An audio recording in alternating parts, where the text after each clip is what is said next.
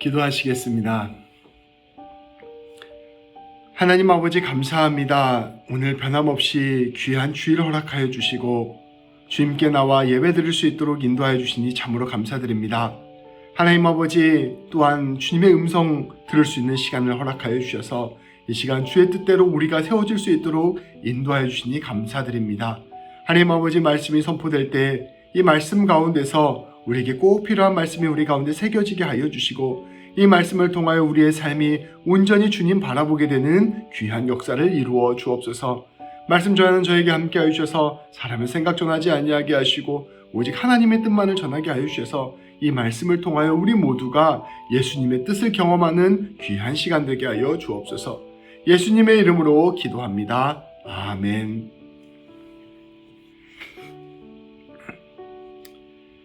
오늘 말씀 제목은 권리 포기입니다. 오늘 말씀은 예수님의 순환 예고로 시작합니다. 예수님께서는 지난 16장 21절 말씀에 이어서 두 번째로 자기의 고난을 예고하셨습니다. 예수님께서는 제자들에게 말씀하셨습니다. 인자가 장차 사람들의 손에 넘겨져 죽임을 당하고 제3일에 살아나리라. 우리 주님께서 첫 번째로 예수님들의 제자들에게 당신이 죽을 것이라고 말씀하셨을 때 제자들의 반응을 한번 떠올려 봅시다. 오늘이 두 번째 이렇게 예고를 하신 것이었는데요. 첫 번째로 제자들에게 이 예고를 했을 때 제자들은 이 예수님의 말씀에 반발하였습니다. 특히 베드로는 예수님에게 크게 반발하며 주님 그렇게 하지 마십시오. 그러한 일은 절대로 일어나서는 안 됩니다. 라고 소리쳤습니다. 예수님의 죽음이란 제자들에게 상상할 수도 없는 일이었기 때문입니다. 그러나 오히려 우리 예수님께서는 베드로를 책망하셨습니다. 그리고 당신께서 이 십자가의 길로 가야만 한다는 것을 분명히 가르치셨습니다. 예수님께서 선포하신 그 하나님의 나라는 십자가를 통해 완성된다는 것을 말씀하신 것입니다. 그렇게 예수님께서 첫 번째 예고를 말씀하시고 오늘 두 번째로 다시 말씀하신 것입니다. 예수님께서 제자들에게 이처럼 고난을 예고하시자 이 제자들의 반응은 첫 번째와 달랐습니다. 오늘 말씀 23절 말씀을 살펴보면 제자들이 매우 근심하였다라고 말씀하고 있습니다. 이제 제자들이 예수님의 말씀을 진지하게 듣기 시작했다는 것입니다. 첫 번째 그 예고를 들었을 때 예수님 무슨 얘기를 하시는 겁니까? 그런 일들은 말도 안 되는 일입니다. 이렇게 대답했다면 두 번째로는 왜 예수님이 이걸 두 번이나 이야기하시지? 라고 생각하며 그 이야기를 곱씹기 시작하였고 그것 때문에 근심하기 시작하였다는 것입니다. 제자들은 이 예수님의 고난 예고에 두려워하고 불안해하기 시작했습니다. 정말 그렇겠지요. 우리가 정말 사랑하는 사람인데 내가 죽어야 된다라는 말을 두 번이나 하게 된다면 얼마나 마음이 두렵고 불안하겠습니까? 이 예수님의 제자들이 딱 이러한 심정이었습니다. 왜 예수님께서 이러한 말씀을 하시는 것일까? 예수님은 정말로 죽으려고 하시는 것일까? 예수님께서 죽으신다면 우리는 앞으로 어떻게 되는 것일까? 이러한 두려움과 불안이 이들의 마음을 가득 채웠습니다. 그때 우리 예수님께서 놀라운 이적 하나를 베푸셨습니다. 이 이적은 이렇게 두려워하고 불안해하던 제자들에게 주님의 뜻이 무엇인가, 하나님의 나라의 원리가 무엇인가를 보여주신 이적이었습니다. 우리 먼저 24절 말씀을 봉독하도록 하겠습니다. 제가 읽겠습니다. 가버나움에 이르니 반세계를 받는 자들이 베드로에게 나아가 이르되 너의 선생은 반세계를 내지 아니하느냐. 예수님의 이적은 이 세금 걷는 사람들의 이야기로 시작됩니다. 예수님께서 제자들과 함께 가버나움에 이르셨습니다. 이 가버나움 지역은 갈릴리 호숫가에 있는 도시였는데요. 우리 예전에 우리 함께 모여서 예배 드릴 때 동영상으로 이 가버나움을 한번 보여드린 적이 있습니다. 이 가버나움 지역은 예수님이 활동하시던 주 활동지였습니다. 이 가버나움에 다시 도착하게 된 것이죠. 그 그때 성전세를 거두는 사람들, 여기서 받으려고 하는 돈은 바로 성전세였습니다. 성전세를 거두는 사람들이 베드로에게 나와 이르렀습니다. 그리고 그들은 베드로에게 이렇게 이야기합니다. 당신의 선생님은 왜 성전세를 내지 않습니까? 당시 모든 이스라엘 백성들은 성전세를 내야만 했습니다. 출애굽기 30장 13절에서 16절까지 말씀을 한번 잠시 보도록 하겠습니다. 제가 봉독하겠습니다. 무릇 계수 중에 드는 자마다 성소의 세겔로 반세겔을 낼지니 한 세겔은 20게라라. 그중 반세겔을 여호와께 드릴지며 계수 중에 드는 모든 자 곧 20살 이상 된 자가 여호와께 드리되 너희의 생명을 대속하기 위하여 여호와께 드릴 때 부자라고 반세겔에서 더 내지 말고 가난한 자라고 덜 내지 말지며 너는 이스라엘 자손에게서 속전을 취하여 회목 봉사했으라. 이것이 여호와 앞에서 이스라엘 자손의 기념이 되어서 너희의 생명을 대속하리라. 아멘. 오늘 그 출애굽기 30장 13절부터 16절까지 말씀에 따르면 모든 이스라엘 사람, 특히 특별히 20살이 넘은 모든 이스라엘 백성들은 성전에서 사용하는 돈, 성전에서 사용하는 화폐가 따로 있었어요. 그 화폐로 반세겔을 내야만 했습니다. 이게 하나님을 믿는 이스라엘 백성들의 의무였고, 또 이들의 낸 이 돈으로 성전을 운용하는데 사용하는 돈이었습니다. 이것은 일반 노동자의 이틀치 품삯에 해당하는 돈이었습니다. 하루에 일해서 우리가 100불을 번다고 하면 200불이 정도 되는 돈인 거죠. 이걸 1년 동안에 한 번 내는 것입니다. 이것은 누구나 공평하게 내는 돈이었고, 이 돈을 가지고 성전에 사용하였습니다. 이 성전세는 예루살렘 성전을 위한 세금인데, 예루살렘에 가서 직접 내는 것이 아니라 보통 자기 고향에서 그 돈을 냈었고, 그 고향에서 거둔 돈들을 모아서 예루살렘 지역으로 올려 보냈습니다. 이처럼 성전세를 거두는 사람이 베드로에게 와서 예수님도 성전세를 내야 됩니다 라고 요구한 것입니다. 25절 26절 말씀은 이 이야기를 들은 이후에 이어지는 상황을 보여줍니다. 제가 봉독하겠습니다. 이르되 내신다 하고 집에 들어가니 예수께서 먼저 이르시되 시몬아 내 생각은 어떠하냐? 세상 임금들이 누구에게 관세와 국세를 받느냐? 자기 아들에게냐 타인에게냐? 베드로가 이르되 타인에게니이다. 예수께서 이르시되 그렇다면 아들들은 세를 면하니라. 세금 걷는 사람이 베드로에게 와서 빨리 돈 내십시오 이렇게 얘기하니까 이 베드로가 냅니다 하고 집으로 들어가게 된 거죠. 우리도 성전세 냅니다. 그리고 이제 들어갑니다. 그리고 이제 예수님께 이제 말을 하려고 이야기하려고 하는 그 찰나에 예수님께서 먼저 베드로에게 말씀하시는 겁니다. 예수님께서 이 상황을 다 알고 계셨던 것이죠. 그리고 예수님께서 베드로에게 이렇게 물으셨습니다. 시몬아, 너는 어떻게 생각하느냐? 세상의 왕들을 한번 생각해 보아라. 그들이 세금을 걷는데 이 관세나 국세 같은 걸 거둘 때 누구한테서 그 세금을 받아내느냐? 자기 아들들한테 그 세금을 받느냐? 아니면 일반 백성들에게 세금을 받느냐? 베드로는 갑자기 이 질문에 이렇게 대답하였습니다. 당연히 왕들이 자기 아들들에게 세금을 받는 것이 아니라 밖에 있는 일반 백성들에게, 그리고 그 왕을 섬기는 사람들에게 세금을 받고 있지 않습니까? 라고 대답을 합니다. 베드로가 이처럼 대답하자 예수님께서는 이렇게 대답하셨습니다. 그러면 그 왕의 아들들은 세금을 면제받는 것이다. 이게 무슨 말씀일까요? 예수님께서는 사실 당신은 성전 세금을 낼 필요가 없다는 것을 베드로에게 말씀하신 것입니다. 성전은 이스라엘 백성들이 하나님을 위해 세운 건물이었습니다. 그리고 성전을 통하여 하나님의 임재를 경험하고 하나님을 만나는 곳이었습니다. 그렇게 성전은 당연히 하나님이 주인이었습니다. 왕궁의 주인이 왕이듯 성전의 주인은 하나님이신 것이죠. 그런데 우리 예수님은 살아계신 하나님의 아들이셨습니다. 왕의 자녀들이 왕에게 세금을 내지 않는 것처럼 하나님의 아들이신 우리 예수님은 성전세를 낼 필요가 없다는 것을 이렇게 비유를 통하여 말씀하신 것입니다. 야, 나는 하나님의 아들이야. 성전이 우리 아버지 것인데 내가 왜 성전에 세금을 내야 되니? 나 성전에 세금 낼 필요 없어. 이렇게 주님께서 말씀하시는 것입니다. 그러나 주님은 이 모든 권리가 있음에도 불구하고 이스라엘 백성들을 위해서 또 사람들을 위해서 성전세를 내기로 결심하셨습니다. 27절 말씀입니다.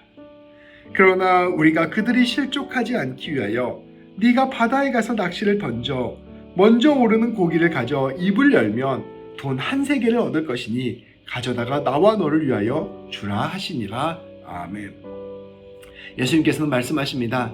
나는 사실 성전세를 낼 의무가 없는 사람이야.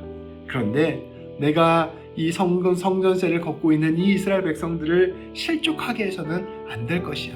내가 그들을 배려해서 내가 성전세를 내겠다라고 말씀하시는 것입니다.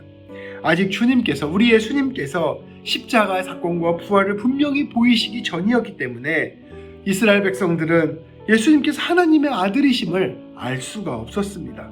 그리고 우리 예수님으로 말미암아 진정한 성전이 우리 가운데 임하게 되었다는 것을 알 수도 없었습니다. 이스라엘 백성들에게 있어서 예루살렘 성전과 그 성전을 위한 성전세는 매우 중요한 것이었습니다. 예수님께서는 그렇기에 이들을 배려하여 성전세를 내기로 하신 것입니다. 의무가 없음에도 불구하고 기꺼이 자발적으로 그 자유로 의무를 감당하시기로 결심하신 것입니다. 우리 예수님께서는 당신께서 당연히 갖고 있는 권리를 기꺼이 내려놓으시고 이스라엘 백성들을 섬기신 것입니다.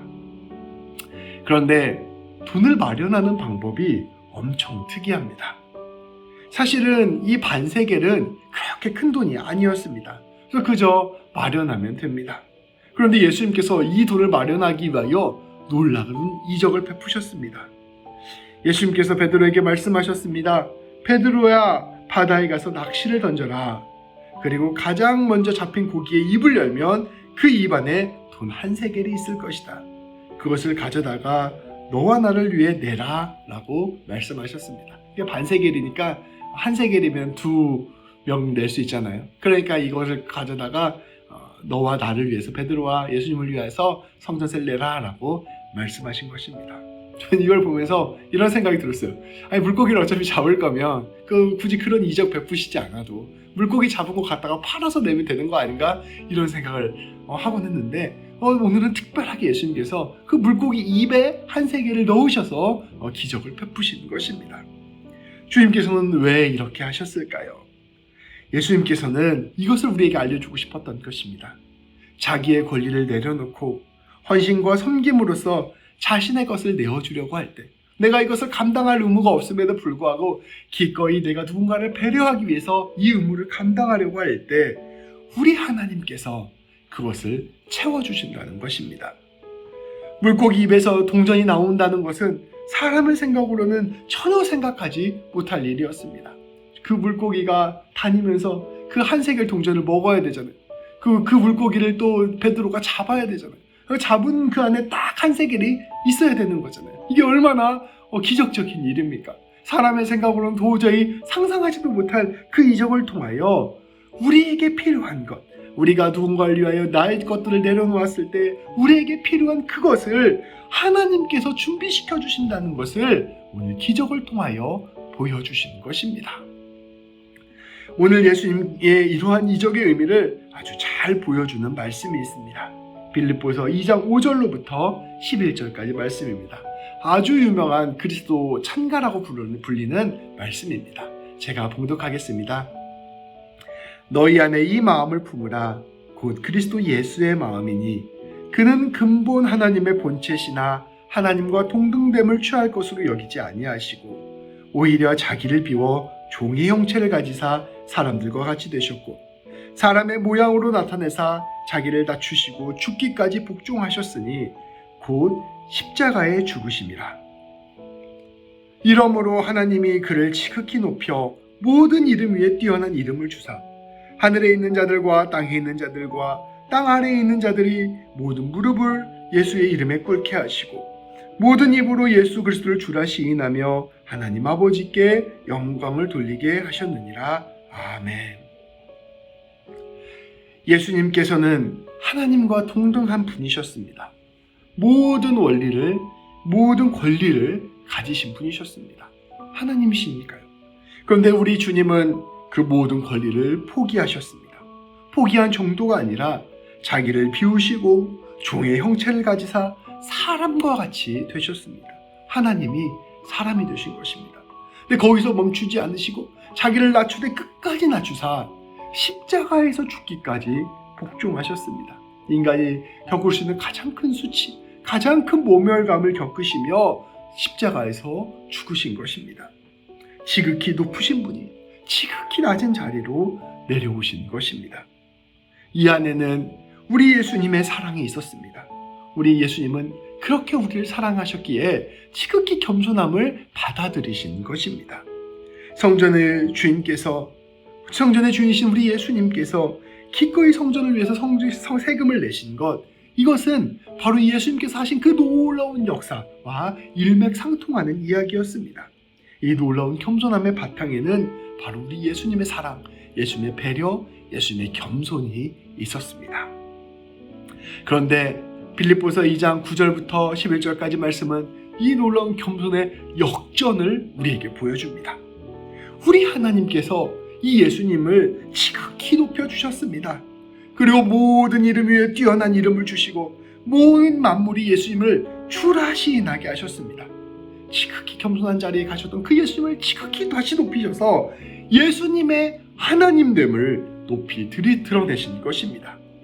주님의 지극한 겸손한 사랑, 십자가의 사랑이 곧 하나님의 모습이요 하나님의 영광이 됨을 하나님께서는 선포하신 것입니다. 이 놀라운 그 예수님의 역사하심이 오늘 이 기적 가운데 담겨져 있습니다. 우리 예수님께서 겸손하게 배려하는 마음으로 성전세를 내고자 했을 때 물고기 입술에 한 세겔의 돈을 하나님께서 예비하셨습니다. 자기의 것을 기꺼이 내어주기로 할 때 하나님께서 그것을 채우신다는 것을 오늘 기적을 통하여 보여주신 것입니다. 우리 예전에 어린 시절에 교회에서 불렀던 찬양이 있습니다. 이상하다 동전한님, 움켜잡으면 없어지고 나누고 베풀면 풍성해져 가득 차게 된다 라는 가사가 있었어요. 이 얼마나 놀라운 우리 신앙의 원리를 가르쳐주는 찬양입니까?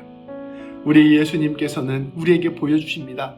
내가 겸손함으로 낮아짐으로 누군가에게 기꺼이 베풀기로 했을 때, 내가 가진 권리였지만 이 권리를 포기하기로 했을 때, 내가 낮아지기로 했을 때 그 모든 것을 주님께서 채워주시고 완성하시고 더 큰 풍성한 열매로 맺어주신다는 것을 보여주시고 계시는 것입니다. 오늘 말씀은 예수님의 순한 예고에 두려워하던 제자들에게 보이신 주님의 이적이었습니다. 우리 맨 처음에 말씀을 나누었을 때 이 말씀이 두려워 떨고 있었던 이 제자들에게 선포된 말씀이라는 것을 함께 나누었습니다. 주님은 오늘 기적을 통하여 제자들에게 하나님의 원리를 말씀하시고자 하셨습니다. 자신이 가지고 있는 권리가 있음에도 불구하고 사랑을 위하여 그 권리를 내려놓는다면, 마땅히 자기 것임에도 불구하고 이웃을 위하여 그것을 나눈다면 주님께서는 그러한 사람을 위해서 예비하여 주시고 채워주시고 높여주시고 풍성케 하신다는 것입니다. 그렇기에 고난과 순환을 두려워하지 말라라고 선포하고 계시는 것입니다. 하나님이 만약에 살아계시지 않는다면, 하나님이 만약에 존재하지 않는다면 이러한 포기와 헌신은 그저 무의미한 일이 됩니다. 내 권리를 포기하는 것, 세상에서 그것처럼 바보 같은 일이 없습니다. 그렇게 살아가는 사람들을 세상은 오히려 비난합니다. 그러나 만일 하나님께서 살아계신다면, 만일 예수 그리스도를 통하여 당신을 드러내보신 그 하나님이 진실로 우리 가운데 있다면, 믿음으로 하는 포기와 헌신과 배려와 용서는 하나님께서 이 예비하신 일을 경험하는 풍성한 열매를 경험하는 역사가 될 것입니다. 주님은 하나님을 신뢰하고 기꺼이 하나님의 길을, 십자가의 길을 걸어가나 오늘 우리에게 말씀해 주시는 것입니다.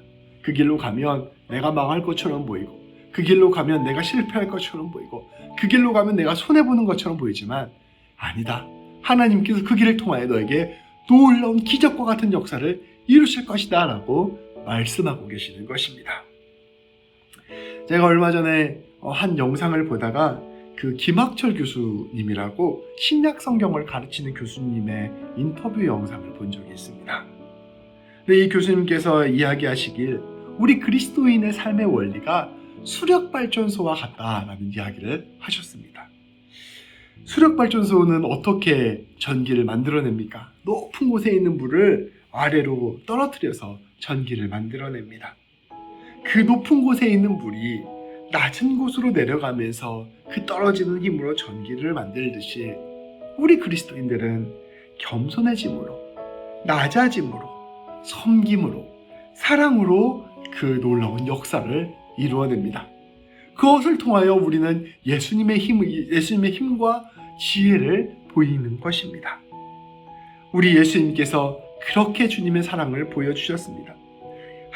지극히 하나님이셨던 예수님께서 겸손히 지극히 낮은 자리에 처하시고 죽기까지 섬기심으로 우리에게 하나님의 놀라운 구원의 능력을 보이신 것입니다. 예수님을 본받아 사는 것이 바로 우리 그리스도인들입니다. 마땅히 가질 수 있는 권리를 사랑 때문에 포기하고 마땅히 주장할 수 있는 것을 이웃을 위하여 내려놓는 것, 그것이 바로 그리스도인이 세상 가운데에 보여주어야 할 모습입니다. 그것을 통하여, 그렇게 살아가는 우리 모습을 통하여 이 세상 사람들은 저 사람이 예수님의 사람이구나 라는 걸 깨닫게 되고, 그것을 통하여 우리 하나님께서는 우리 삶 가운데 오늘 말씀처럼 생각지도 못하는 방식으로 우리의 삶을 채우실 것입니다. 그리고 우리가 생각하지도 못하는 그 방식대로 풍성한 열매를 우리 가운데 맺어가실 것입니다.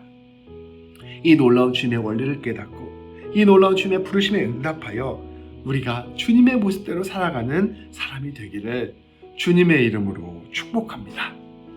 기도하시겠습니다. 하나님 아버지, 감사합니다. 오늘 말씀을 통하여 예수님이 우리에게 보이신 겸손의 원리를 깨닫게 해주시니 감사합니다. 마땅히 가진 권리이지만 기꺼이 하나님을 위하여, 이웃을 위하여 그 권리를 포기하였을 때 우리가 생각지도 못하는 방식으로 우리의 삶을 채워주시는 그 하나님의 놀라운 역사를 오늘 말씀을 통하여 보았습니다. 하나님, 우리가 인생을 살아갈 때 우리의 삶이 참 힘들고 어렵고 또 어려운 관계 가운데서 결국은 나의 것으로 움켜쥐고 내 권리를 찾고 내 목소리를 내고자 하는 마음이 훨씬 더 클 때가 많음을 고백합니다. 그러나 주님, 우리에게 예수님의 풍성한 사랑과 은혜를 부어주시고 우리의 삶의 주인이 예수님이라는 사실을 다시금 깨닫게 하여 주셔서 우리의 삶의 자리에서 예수님의 사랑으로 내 것을 내어주고 양보하고 섬기는 자를 될 수 있도록 우리를 인도하여 주옵소서. 그렇게 함으로 말미암아 하나님이 주시는 풍성한 은혜를 맛보는 우리 모두가 되게 하여 주시고 우리의 인생이 하나님의 손에 달려있음을 깨닫게 되는 놀라운 역사를 이루어 주옵소서. 우리 주 예수 그리스도의 이름으로 기도합니다. 아멘.